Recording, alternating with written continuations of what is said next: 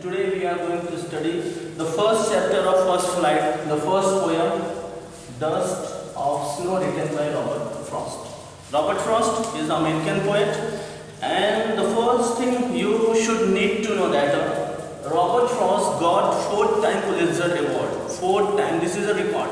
And 31st time he was nominated in that Nobel Prize in Literature. And Dust of Snow, there is a message in that Dust of Snow, that there is a 2 message. Okay, first let's discuss about that poem, after that we discuss about that message. The way a crow shook down on me the dust of snow from a hemlock tree. There is a 2 character. One is a hemlock tree. This is considered as a bad omen, and after that second one is a crow. It is not also not considered in an auspicious. But so 2 things, both are the negative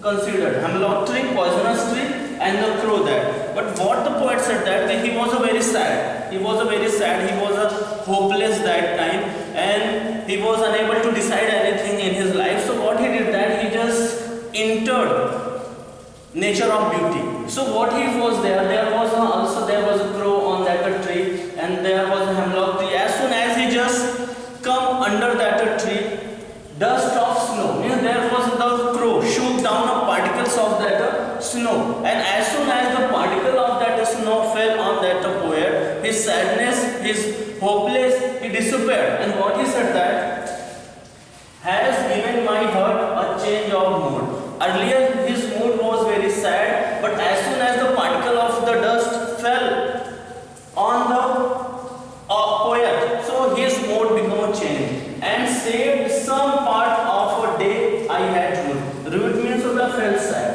and this is why the poet managed to save a part of his time. Means half of the day he was just ruined because of that his mood was not good. But as soon as he entered the nature of beauty, he started to enjoy his life.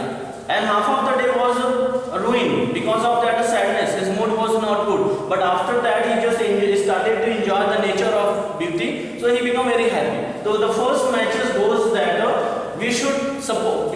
In our life, this is a stressful life. There is a cutthroat competition, and nobody has a time to enjoy the beauty of nature. So what the poet said that whenever we just feel stressed, there is no hope in our life, so we should just go and enjoy the nature. This is the first message the poet gives us.